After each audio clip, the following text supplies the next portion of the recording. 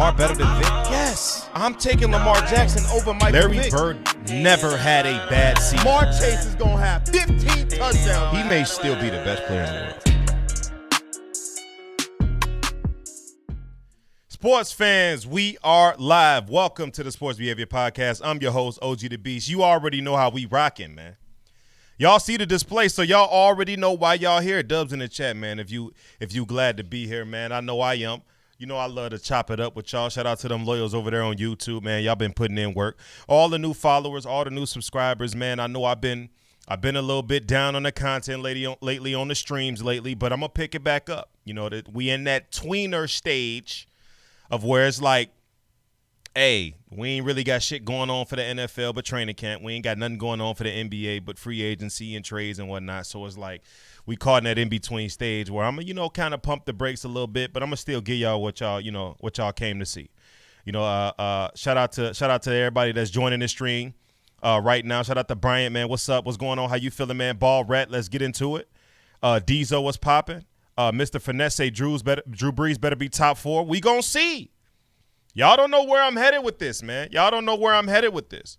But, I've seen a couple of guys top 10 lists, other content creators, and I'm looking at that like, nah, man. It can't be like that. First and foremost, though, before we start this list, rest in peace to Bill Russell, man. And anybody that knows me knows I be talking my stuff about Bill, man, but this is not the time for that.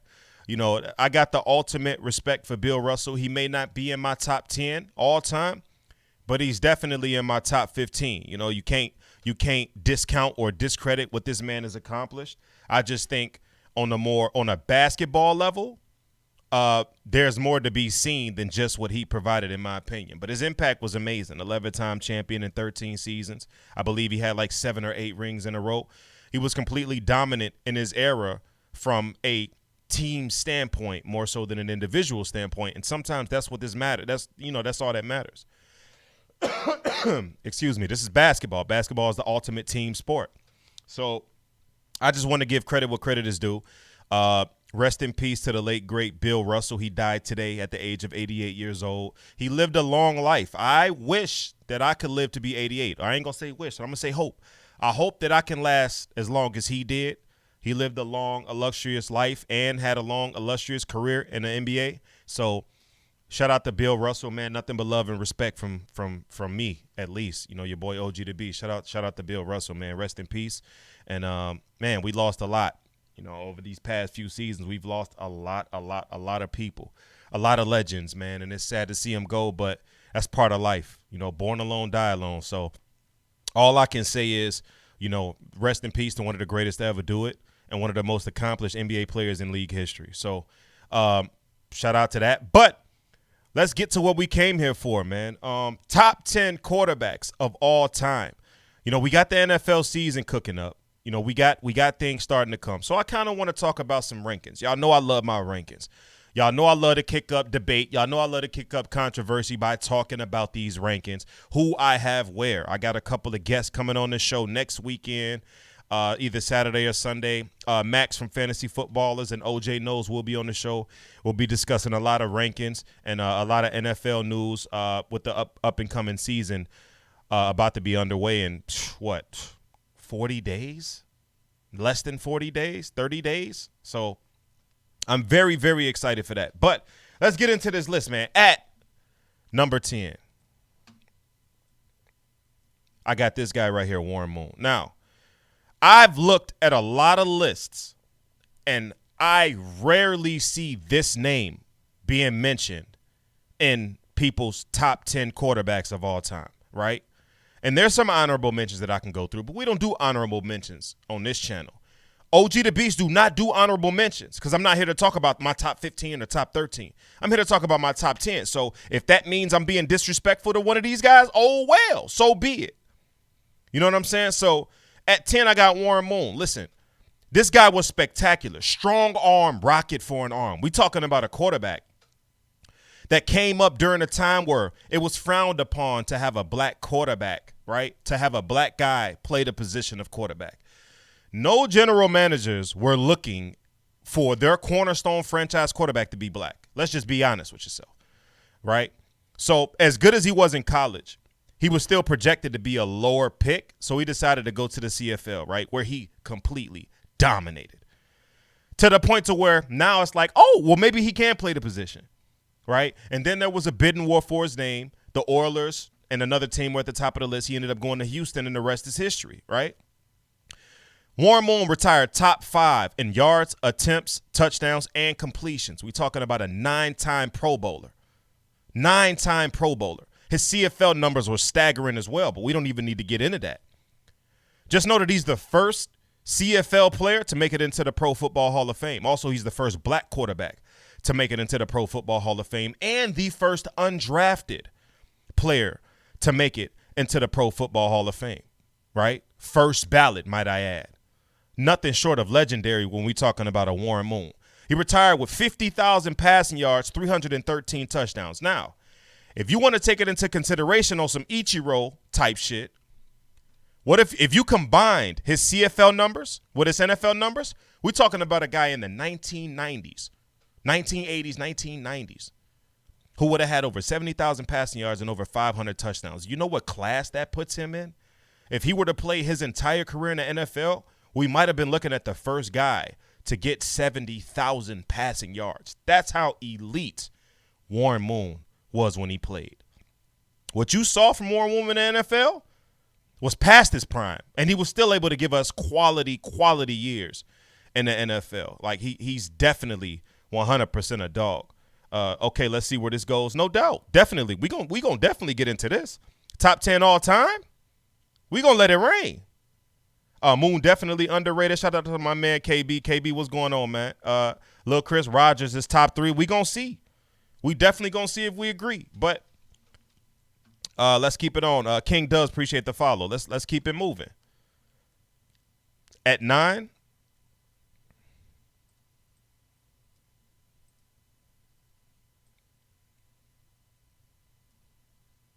At 9. We got John Elway. Shannon Sharp loved to rant and rave about his quarterback, man. John Elway was a complete dog. We want to talk about big arm. You know, I mentioned Warren Moon. John Elway was just that. John Elway, big arm, decent mobility. Very underrated mobility was John Elway. Sneaky mobility is what I like to call it. John Elway was known for that 98-yard drive against Cleveland in the AFC Championship game, you know, that later got labeled as the drive. Like, that's how spectacular. One of the clutchest quarterbacks of all time, right? 9-time Pro Bowler, league MVP, Super Bowl MVP. He went to the big game 5 times, won 2 of them. You know, it had some unfortunate luck early in his career, but he still was a dog, right? He still was a dog. Did all of this, you know, on the back end of his career. He got back-to-back. Only 7 teams in league history went back-to-back. 7. He's one of them.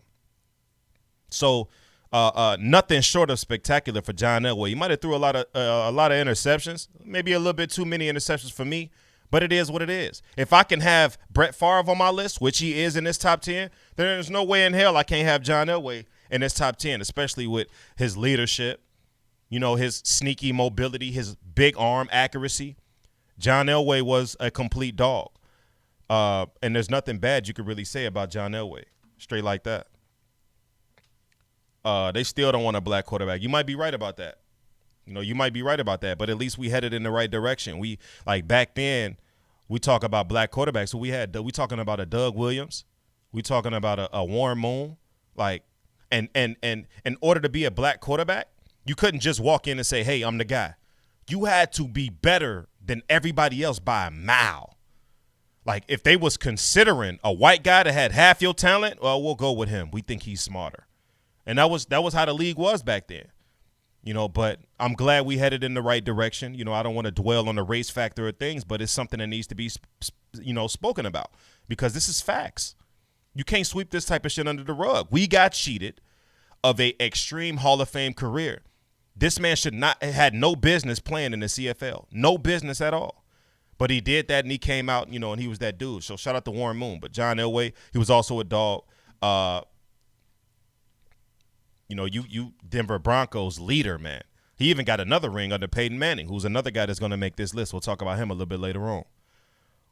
So we talking about a guy with 3 championships, one as an exec, two as a quarterback, in back-to-back seasons. It's only been done 7 times in league history. So shout out to John Elway. But let's move on. At number 7, I got Steve Young. Now, I was reluctant about putting Steve Young here at this particular spot because I felt like Johnny Unitas deserves to be in the top 10. And a lot of people have Johnny U in their top 10, and rightfully so. Johnny U was a guy that actually was a dog, and he was ahead of his time for the era that he played in. But I'm going to go with Steve Young right here, right? Not the strongest arm. That's why they created that West Coast offense. Not the strongest arm. But he made up for it with his elite accuracy and his escapability. Now, you want to talk about a quarterback that had to get it out the mud? We talking about a John Elway, right? I mean, we talking about a Steve Young, a quarterback that legit had to get it out the mud. He was a lot of people don't know this, but Steve Young was actually drafted by the Tampa Bay Buccaneers. And for those of you that like to use that argument, wins is not a quarterback stat, you should probably use Steve Young as a prime example because he was terrible with Tampa Bay. They were terrible as a unit. The entire Tampa Bay roster, organization, franchise, as an expansion, they were terrible. They used to wear bags. They was one of them franchises that wore bags over their heads as well. And, they thought taking Steve Young would switch things around, but of course it didn't. He forced his way out of Tampa Bay, and that cost him a starting position, but he saw a future from that. So he ended up being with the San Francisco 49ers, backing up one of the greatest quarterbacks to ever do it. You know what I mean? And as soon as he got his shot to show what he can do in San Francisco, he lit it up. Back to that example that I tried to exemplify earlier. Is wins and losses quarterback stats?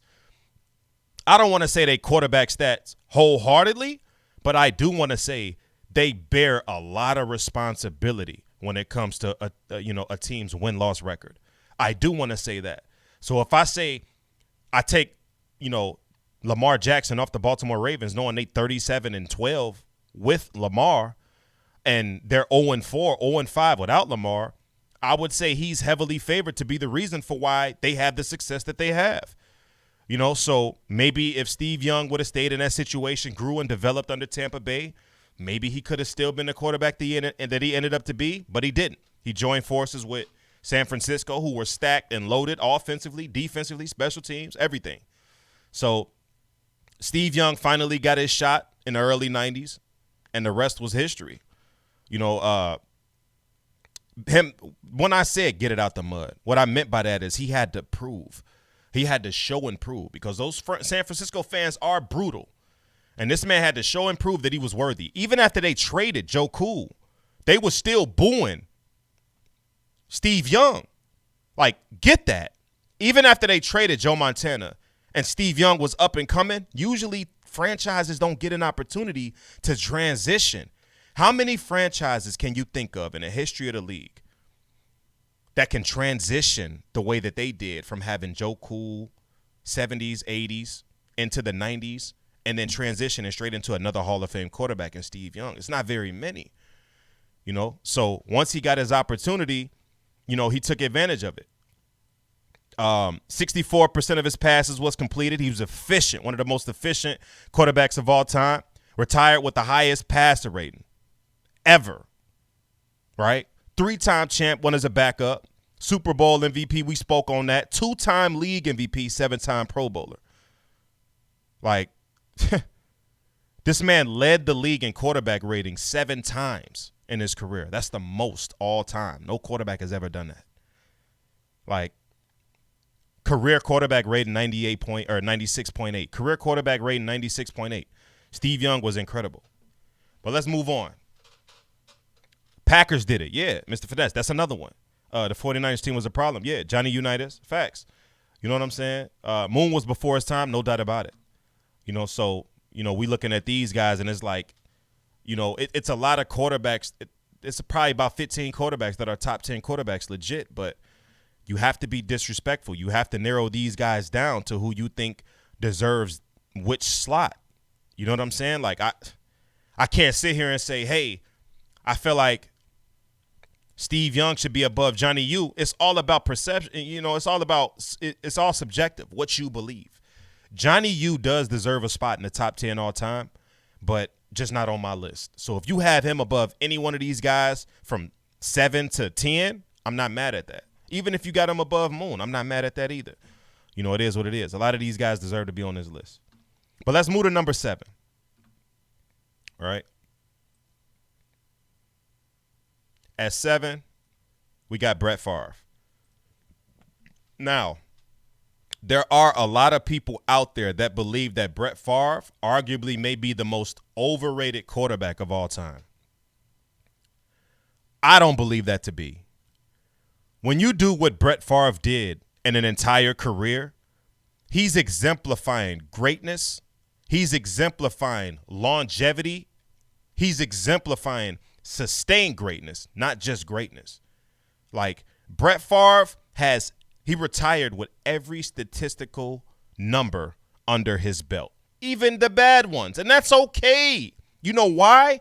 Because Brett Favre was extremely entertaining to watch. We're talking about a guy that's most notably known for his 321 consecutive starts, including the playoffs. That will never be broken again. The second closest person was Eli. He's gone. And he broke his streak, I think, when the Giants benched him. So that's uncomparable to this situation right here. Brett Favre was the first quarterback with 70,000 passing yards, 70,000 passing yards, 6,000 completions, 500 touchdowns, and 200 wins. And he's the first quarterback to beat all 32 teams in his career. Like, we talking about longevity at its finest. Like, you're not just lingering around. Like, there's a difference between longevity and sustained greatness to me. Some of these guys just linger around. They had long careers, but they were just lingering around, just, involving themselves with the NFL. Oh, I was a backup for these years. Then I stepped up and became a starter. Like Ryan Fitzpatrick. He's piled up a lot of yards, a lot of touchdowns, but he's more of a longevity guy. Brett Favre is sustained greatness. Let's not get those two things confused. Sometimes I use them in the same context, but please do understand there's a difference between longevity and sustained greatness. Brett Favre won 3 consecutive league MVPs. He's the only player in league history to do that. The only player in league history to do that. Completed 62% of his time. Completed 62% of his passes. 11-time Pro Bowler. Like, I don't care what you got to say about Brett Favre in a negative light. You must mention that positive. And that, to me, he has negative, but that positive outweighs that negative if you ask me. It's kind of like Kobe Bryant. Kobe might be the all-time leader in missed shots, but Kobe's got 32,000 points, 5,000 assists, 5,000 rebounds. League MVP, 2-time, finals MVP. Look at the good, and does the good outweigh the bad? And the answer is yes. Brett Favre would be higher on this list had it not been for him having so much baggage with him. But I got no issues with Brett Favre whatsoever. He's one of the greatest to ever do it. He exemplifies what it means to be an all-time great for a very long time. Your list is perfectly aligned with mine so far, W. Appreciate that, Finesse. Brett Favre being overrated is crazy. Hey, man, I'm telling you, a lot of people believe Brett Favre is overrated. Like, seriously, 3-time MVP consecutively? It's never been done in league history. Like, most interceptions ever. We just spoke on that. We get it. Brett Favre did have the most interceptions ever, but he also retired with the most yards, the most touchdowns, and the most completions ever. So you got to take that. Does the bad outweigh the good, or does the good outweigh the bad? Ask yourself that. And imagine if he didn't throw 400 interceptions and he only threw 200. We'd be making a legit case for why he's a top 3 quarterback all time. So be glad that he didn't, because that may be saving one of your favorite quarterbacks a slot in the top 5. Because if Brett Favre didn't throw as many interceptions as he did, he may be a top 5 quarterback ever. So keep that into consideration. The good is always going to outweigh the bad when it comes to all-time greats, right? You know what I'm saying? You have to look at it from that perspective. I feel like Bart Starr is underrated, for his era. But, I mean, let's be honest with yourself. Do you think Bart Starr deserves to be on a list with these names, these guys that I'm naming? I don't think so. So, I mean, that's something you have to look at. Like, Bart Starr was good for his era.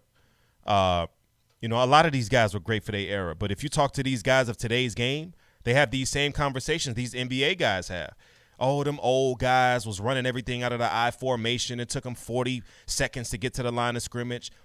Today's game is so much more fast-paced. You don't have that much time to go through your defenses and set up shit like you did in the 80s and the 90s. Like, these same conversations that are had from the NBA's perspective are also being had by these younger guys, these newer guys in the NFL. So don't get it twisted. But that don't mean that these guys don't deserve their fair shake.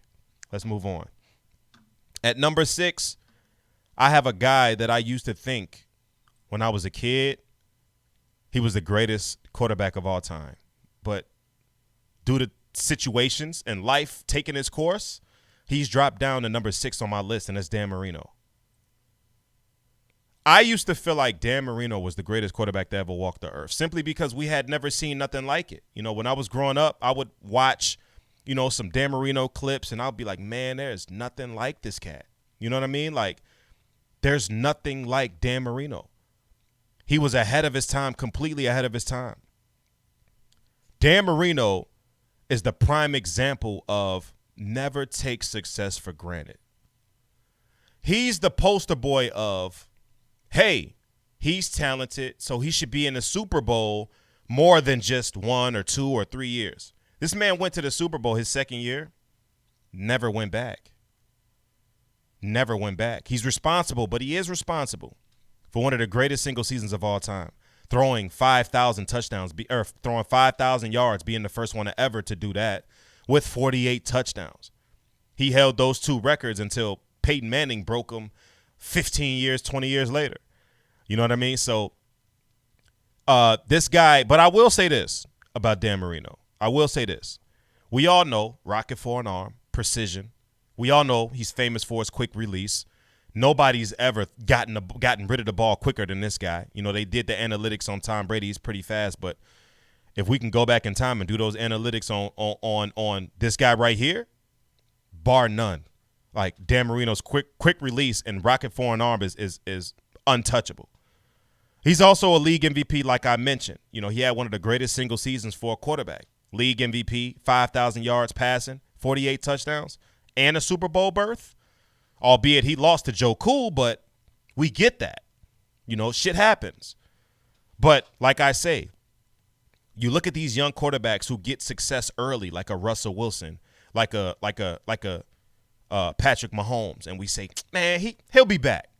He'll be back. Shit. Go look at Dan Marino. Now, is it partially his fault for why he didn't return to the Super Bowl? Yes, because the very following season in 1985, he was supposed to be in the Super Bowl against the Chicago Bears, but what happened? They were extreme favorites against the Patriots in the AFC Championship game, and he wet the bed. He decided to have the worst game of his career on one of the biggest moments and biggest stages of his career. In 1985, the following season, he had a great year that year too. Had like 4,500 passing yards, 40 touchdowns. Lost to the New England Patriots. I don't even know who their quarterback was. They had a stout defense, but their offense was horrid. And I tell you like this here. That year, the Chicago Bears went 15-1. They only lost one game the year they won the Super Bowl. And that one L came to the Miami Dolphins. Dan Marino. They spreaded them boys out, and they were the only team to figure out how to stop that 46 defense. Now, everybody thought it was going to be a rematch between the Chicago Bears and the Miami Dolphins for that ring. And I tell you like this here. If Dan Marino gets past the New England Patriots and he does not wet the bed in the AFC Championship game that year, there's no doubt in my mind that he beats that 85 Bears team, and we're having an entirely different conversation. That changes history forever. So he wet the bed. He decided to throw like 4 or 5 picks, like 3-4 picks. Like he definitely wet the bed. So him getting back to the big game, is it on him? Yeah. Yeah. You know, I would attribute some of that blame to Dan Marino. Let's see what we got. No way what? First time chatter, the average Joe. You said no way what? I need an explanation. Did I say something you didn't like? I agree to an extent, but I think Dick could have adjusted. I mean, yeah. But what adjustment do you make? The reason why the 46 defense was so dangerous was because the game was played at the line of scrimmage. Everybody was bunched up. Which favors that 46 defense. These guys are blitzing 8-9 guys every time. You can't run the ball. You ain't got time to pass the ball. So Don Shula, Dan Marino, they say, look, why don't we make these guys defend us on the perimeter? Let's put 4 guys out there, four wide receivers out there, make these guys switch up this 46. Get some corners out here. Get some DBs out here. That way they can't blitz as much as they like to blitz. And it worked. Albeit you want to talk about the controversial call in the game or whatever the case may be, but they won. So I wholeheartedly think that could have been Dan Marino's biggest opportunity to get his ring, but he didn't. But that's neither here nor there. This is based on skill, production, and individual accolades or team accomplishments. This is based on everything. This is just how I believe. My criteria is how dominant were you in the era that you played in, right? How many rings you have. You know, were you a winner? Were you a loser? That plays a big factor into that. Impact and abilities, skill set. Because I'm not going to put somebody that usually, well, NFL is going to tell the true story, right? If you were a guy that won a lot, you can't hide from the fact that you were skillful. I'm not going to bring Bill Russell into that because that would be a prime example, right? Bill Russell wasn't the most skillful player, but he won a lot. He was a great team player. He won a lot. I think Wilt Chamberlain was more skillful than him. He didn't win as much. But does that mean that it's all about what you value, right? Some people would put Bill Russell in their top 10 over Wilt simply because he won more. Well, I'm not going to value that when I'm looking into the context of why he won more. And then I say, okay, well, I feel like if Wilt was put into that same situation, he probably could have done the same thing. And we could talk hypotheticals all day long, but I'm basically going off of what you showed, how you dominated, the impact that you had on your team and the entire league at that time. And your skill set matters, right? Which is why Dan Marino is on his list. He didn't win as much, but his skill set mattered. I mean, when I say win, I'm talking about the big game because, honestly, Dan Marino is the most winningest quarterback without a ring all time. So he retired. We're talking about 9-time Pro Bowler, 5-time All-Pro, right? He was the first to 50,000 yards passing and 60,000 yards passing with 400 touchdowns. This man retired with 40 records. Most completions in NFL history was Dan Marino. And like I mentioned, he was the most winningest quarterback without a championship, without a ring. So say what you want to say about Dan Marino, but take 2 things from my analysis on this quarterback. One, if you want to say winning isn't a quarterback stat, so be it. He's a prime example of that. Also, he's a prime example of great players going to the big game too early, tasting that success, and thinking, it's okay, I'll be back. Because going to the Super Bowl isn't promised. That's why I rah-rah so hard at what Joe Burrow did last year. Because that shit he did ain't promised. Just because you young and talented don't mean you're going to be in the big game. That's just facts. Just because you young and talented doesn't mean you're going to live in the Super Bowl. It's just what it is. Do not overlook what Joe Burrow accomplished last year with that team. That shit ain't promised, especially in the NFL. In the NFL, we go by any given Sunday. The Detroit Lions could come out here and smack the Tampa Bay Buccaneers week 3. And everybody be like, oh, shit. Right? There's no series in NFL. There's no series in football. One and done. Tom Brady could be sick the night before. Oh, well. Either you playing or you not.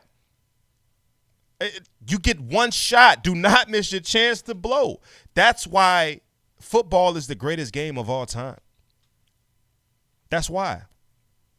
There's no series. In a series, 9 times out of 10, the better team is going to win.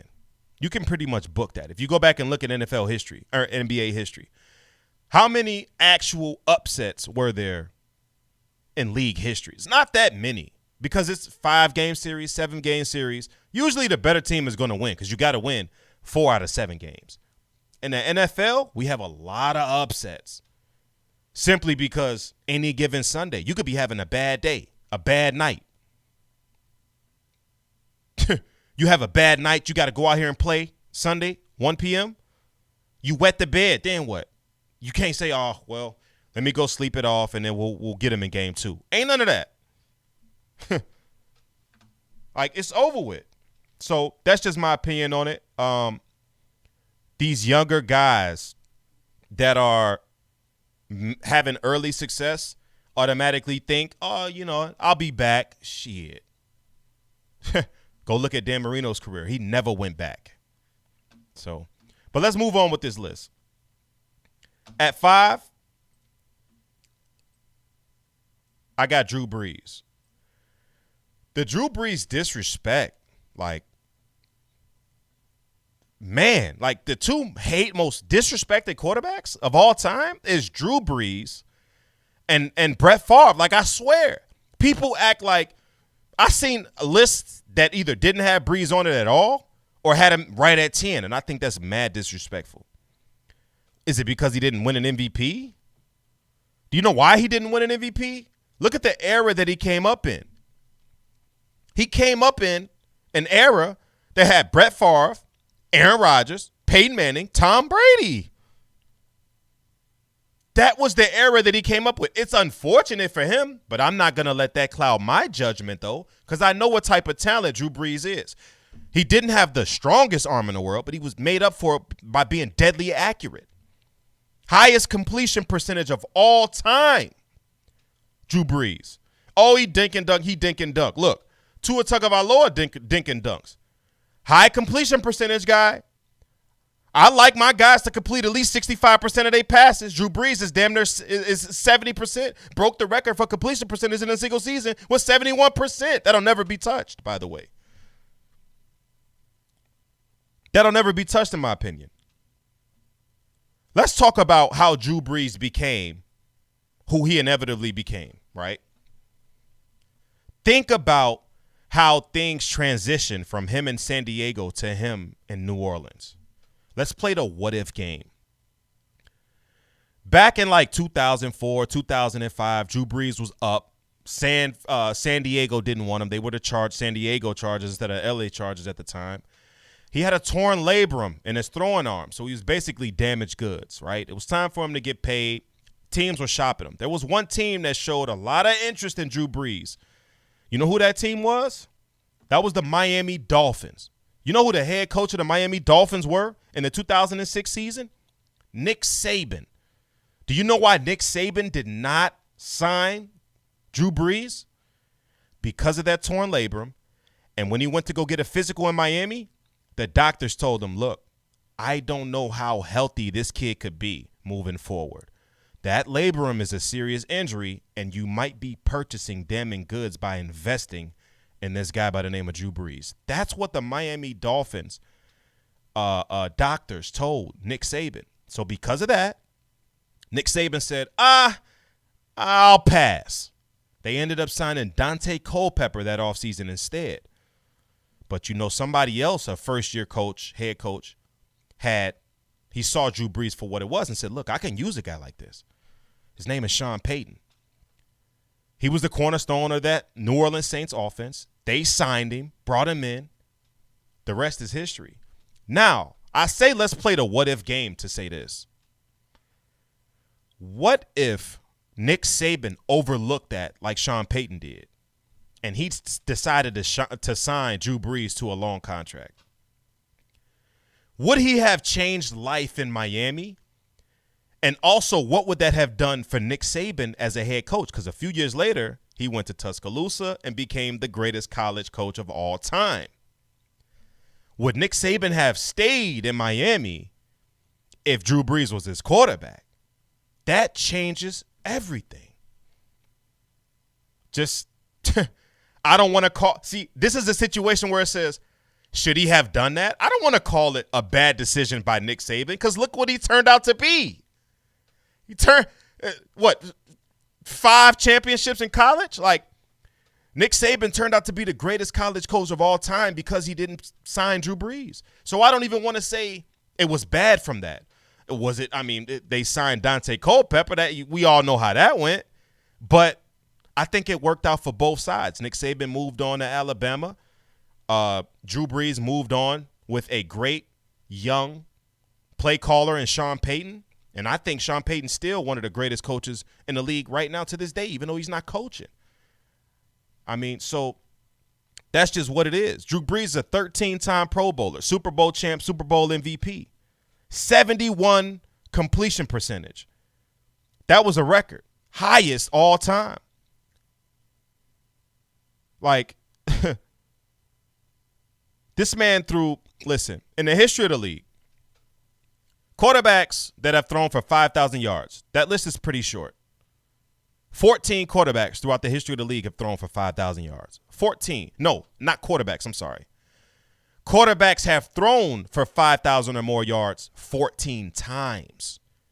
Now, the amount of quarterbacks that have done it, I don't know. I'm going to have to go double check on that. But throughout league history, quarterbacks have only thrown for 5,000 or more yards 14 times. Drew Brees is responsible for 5 out of those 14 times.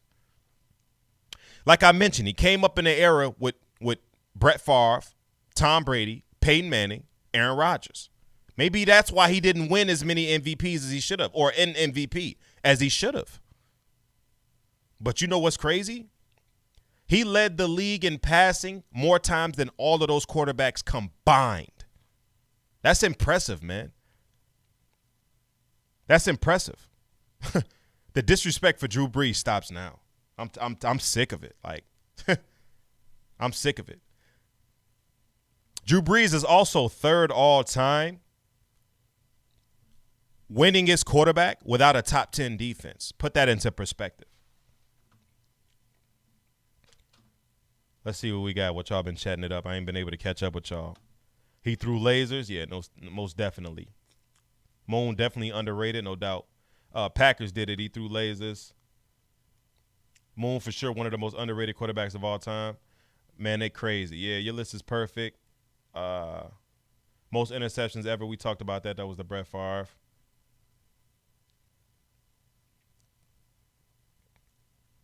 Let's see. No way the Bears win. Oh, no doubt. No doubt. No doubt about that.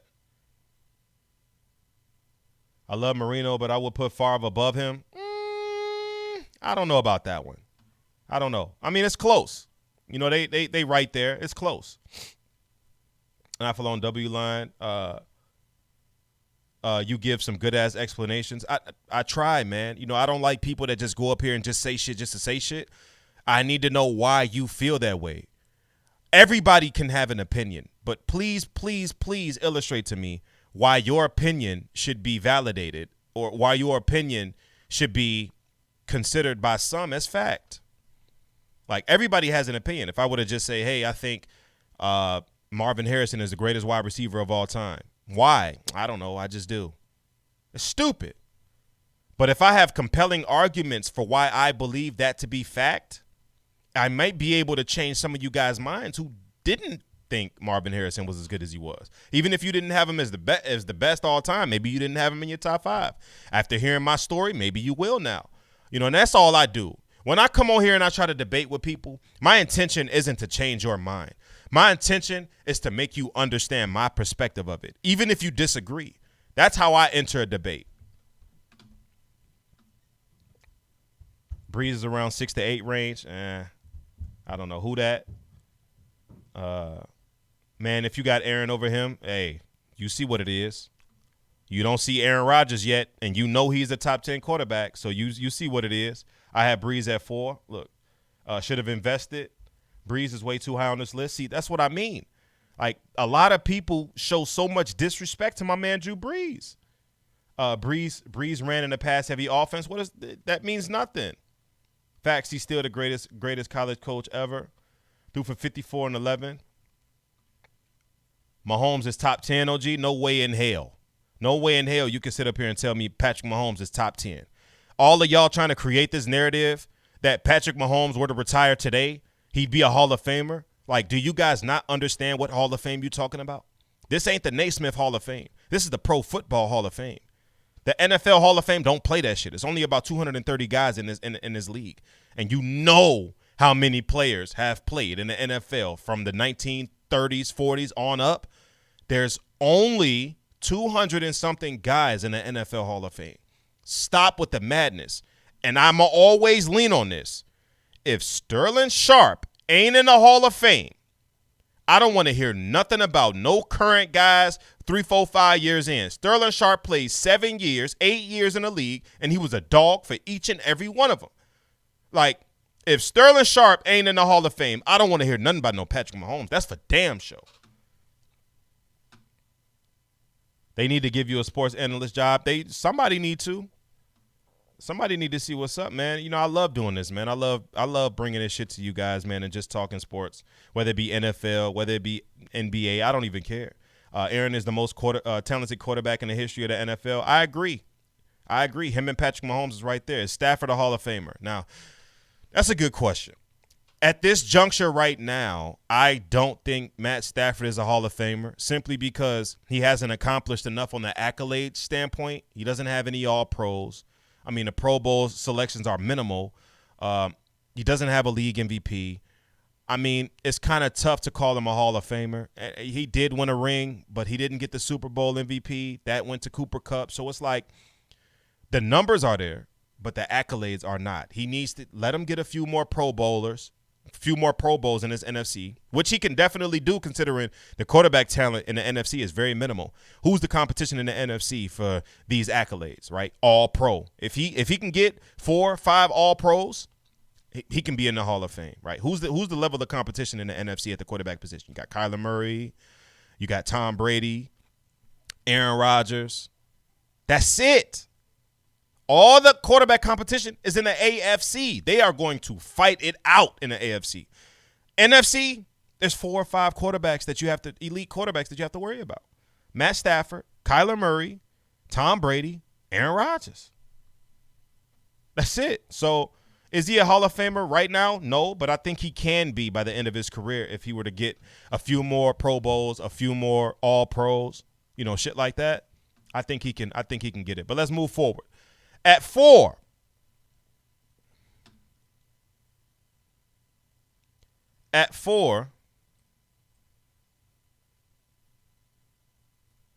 we got Aaron Rodgers. Now, we spoke on it. Aaron Rodgers is the most talented quarterback I've ever seen in my life. Aaron Rodgers has put together a career that's so illustrious.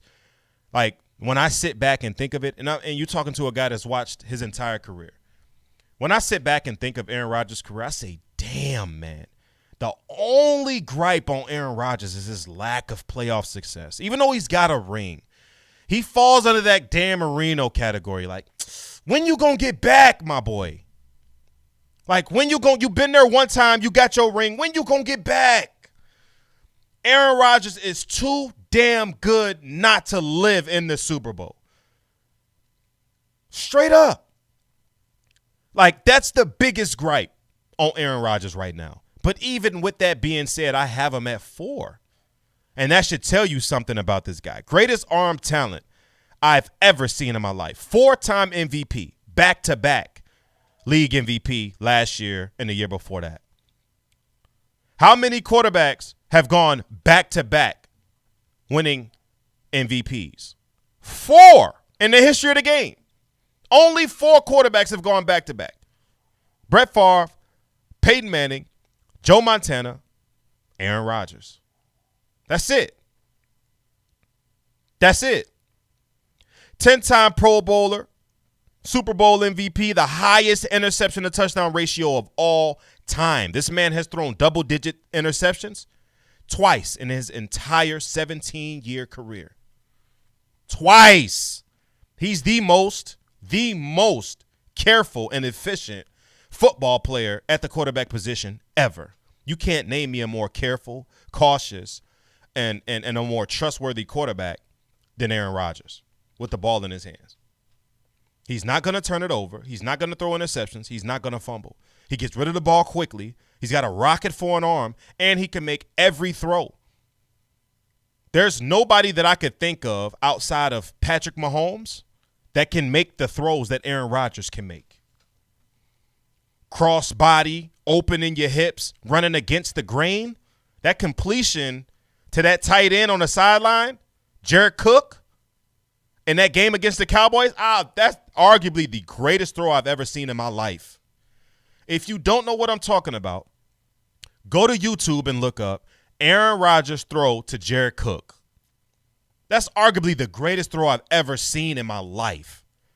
Against the grain, not only the throw, but the situation. It was like 4th and something, like 4th and 15, clutch situation. It's win or go home. And he completed that pass like that. That's arguably the greatest pass I've ever seen. We can't ignore his playoff resume. Yeah, we get it.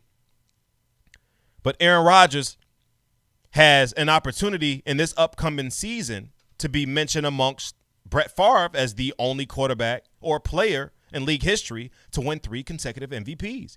He can do that, especially the defense that they got, stout. I expect Green Bay to be like a top 5, top 7 defense in the league next year.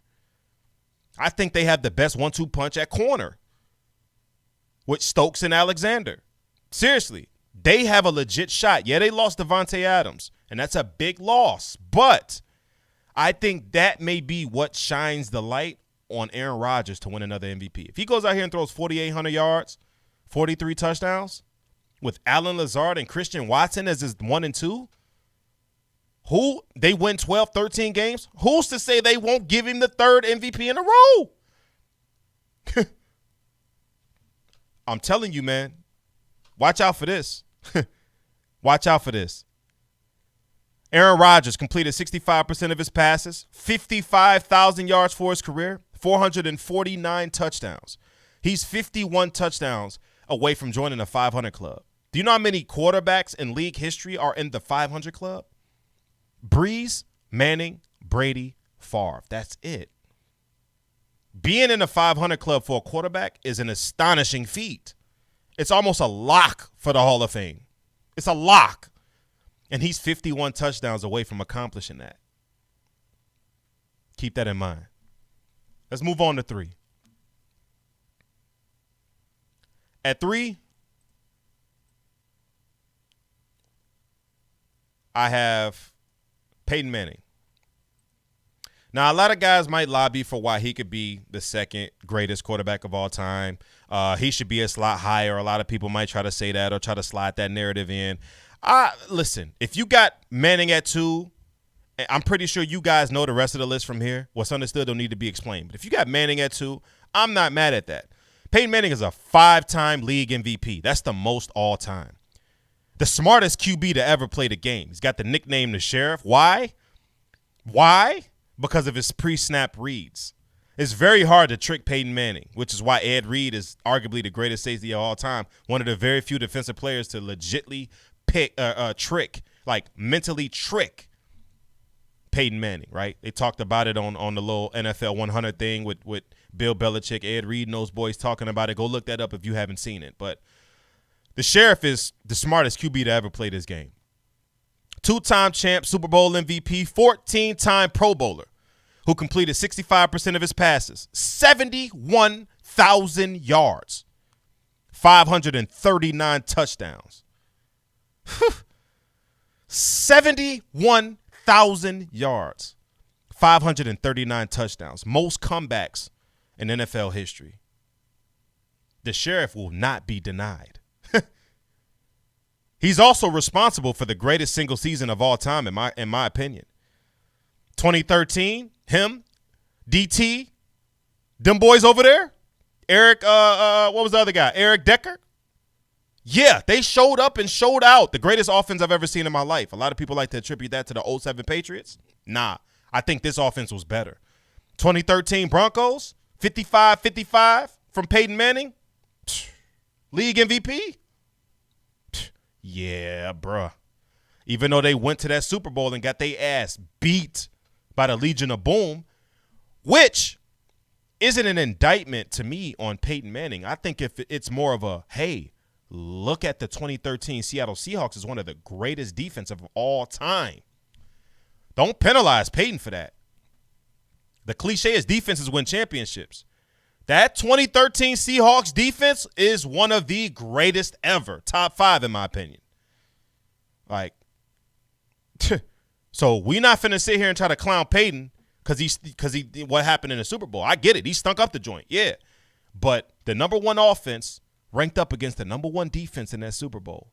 And the cliche is defenses win championships. So let's not slight Peyton Manning for doing what he did or didn't do in that Super Bowl. Let's give credit to LOB, man.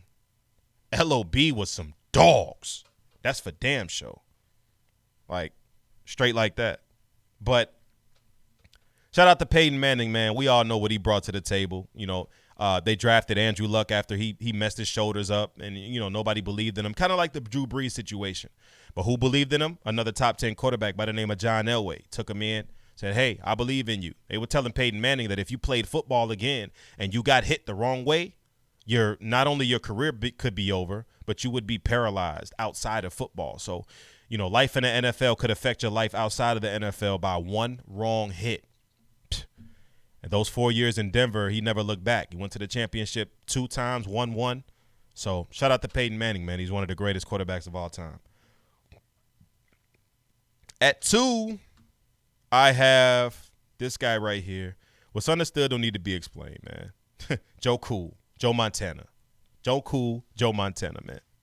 4-time Super Bowl champion, one of 3 quarterbacks to be undefeated in the big game. One of 3 to be undefeated in the big game with 3 or more rings. Joe Montana used to be able to make a legit case for number 1 before Tom Brady just took off and showed everybody why ain't nobody messing with him. Like, not only is he undefeated in the big game, but he doesn't make mistakes. 0 interceptions in the Super Bowl is Joe Montana. 0. It's never been done in the history of the game. 8-time Pro Bowler, 2-time Super Bowl MVP, right? 2-time league MVP. 3-time Super Bowl MVP, 2-time league MVP. The rings would accompany with the Super Bowl MVPs. That's, by the way, 3 Super Bowl MVPs is the second most all time, right? That's the second most all time. 31 fourth quarter comebacks. That's the second most all time behind Peyton Manning as well. All right.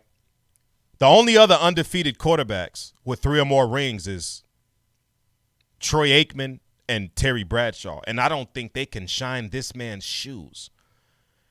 And a lot of people say, oh, well, he had Jerry Rice. That's the greatest wide receiver ever. Who made who? Well, let me tell you something. Football is the ultimate team sport. You can't catch a pass without completing a throw. Can't complete a throw without catching a pass. You can't complete a throw without blocking.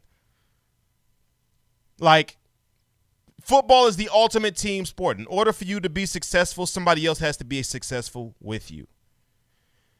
The running back gets the ball from the quarterback. The running back is nothing without his blocking, right? Everything goes hand in hand with football. So people say, oh, he played with the greatest wide receiver ever in Jerry Rice. Well, Joe Cool won 2 chips without Jerry Rice. So that should dead that narrative right there. A lot of people don't realize Joe Montana won 2 before Jerry Rice was drafted in 1987. Come on, man. Come on, y'all. Do not slight this man. Joe Montana had an illustrious, incredible career. Like, it all depends on what you value. The reason why I had him ahead of Tom Brady as the GOAT, like maybe a decade ago, was not only because of his efficiency. You know, he didn't have the strongest arm. That's how the West Coast offense actually became invented by Bill Walsh, because it was to complement his quarterback. Joe Montana didn't have the strongest arm. He can get it out there to you, don't get me wrong, but he didn't have the strongest arm. So to complement his play style, the West Coast offense was invented by Bill Walsh, who was the head coach of the San Francisco 49ers. That's how we got to that point, and it continued on with Steve Young too. So not having the strongest arm, but having elite level accuracy, precision, smarts, all of the above, intangibles, that's what led Joe Montana to be as efficient and as great as he was. Perfect in the big game. There's nothing bad you could say about Joe Montana at all. At all. So I actually didn't know that. That's crazy. Yeah. I think you're talking about the Jerry Rice situation. Yeah. So that's something that people need to realize. And let's shoot the number one. What's understood don't need to be explained. Like, really. Tom Brady is the greatest quarterback of all time. There's arguably 3 athletes throughout the history of the game, throughout the history of sports existence, that I feel like their number one spot should not be questioned.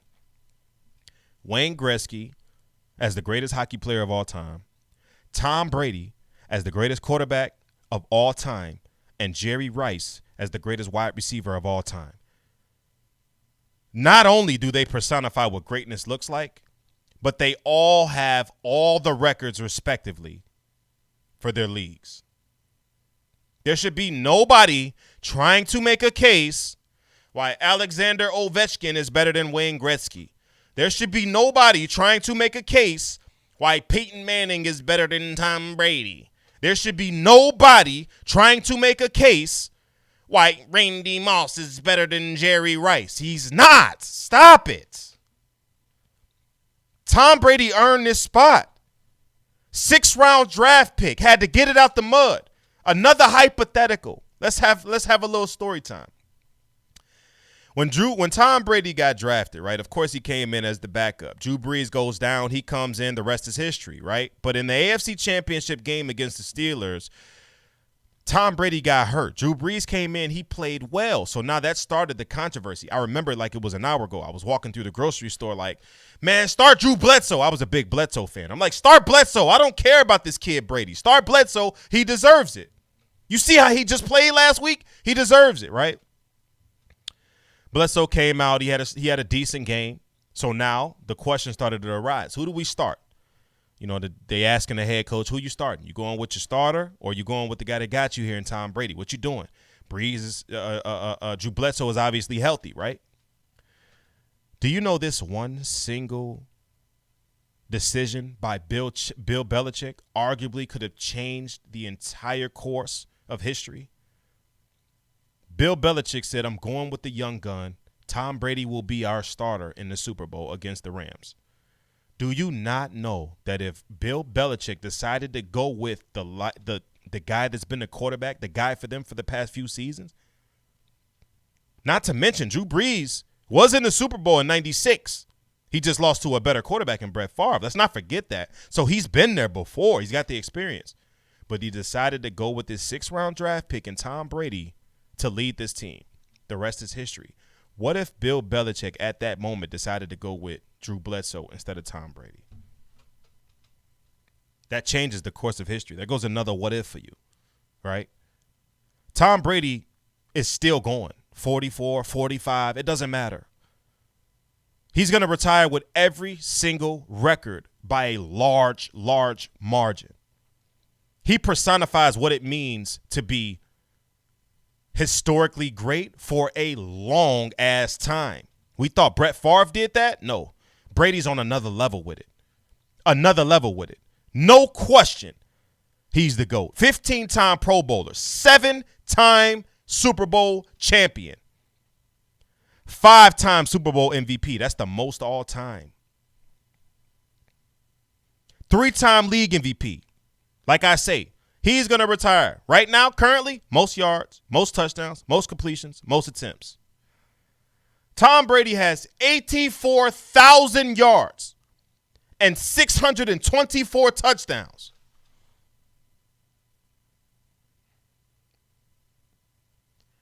and people still want to argue whether he's the greatest to ever do it. If you want to say Brady's not the most talented, I get it.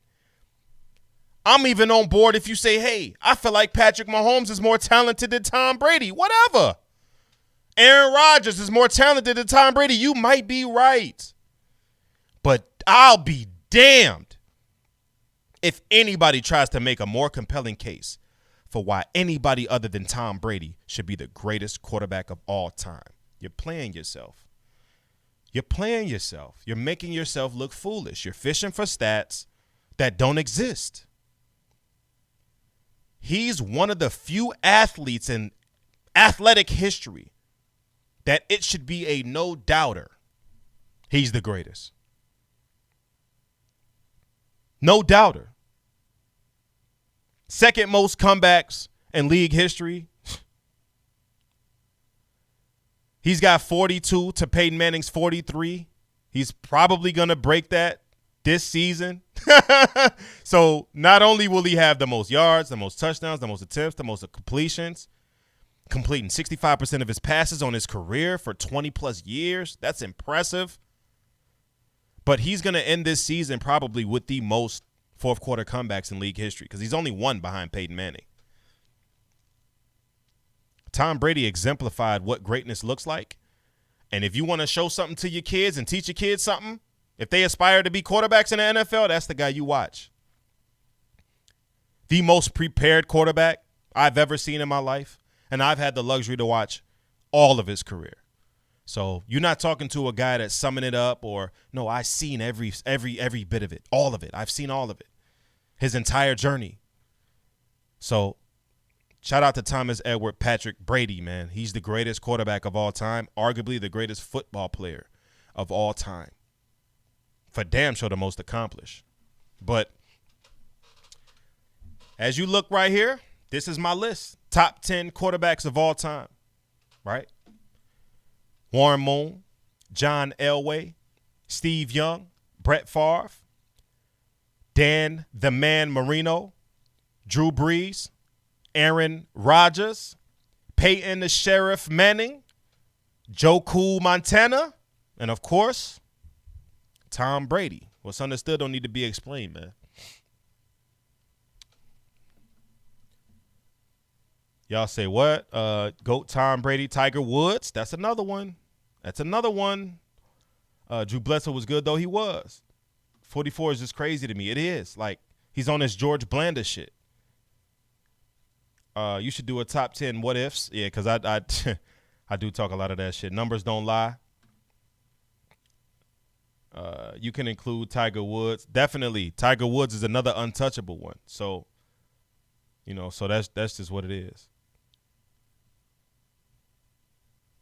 See what y'all been talking about up in here. Kenny North playoff resume. Manning was different. Omaha! Manning at 3 is a surprise. What's a surprise? Where did you expect him to have it? Outcast.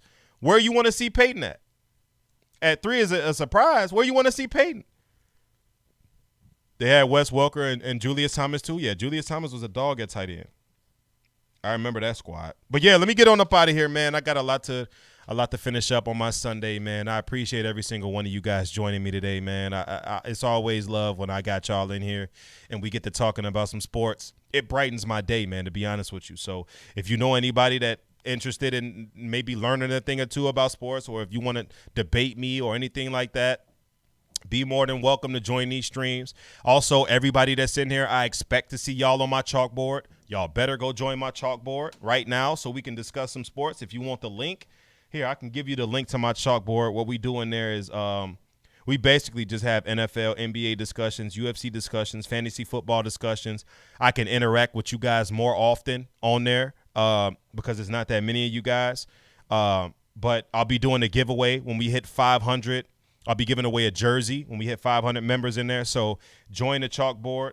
I'll definitely send the invite through the chat right now so you guys can join it. Just download the app. You got to have iOS.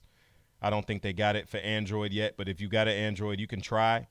But I'm going to send it through the chat right now so you guys can, click the link, join up, and come debate me, man. There it is. Come debate me. Come have a conversation with your boy. You know, join it. Click that link. If you rocking with OG the Beast, man, click this damn link and come in here and chat with your boy, man. Rock with your boy.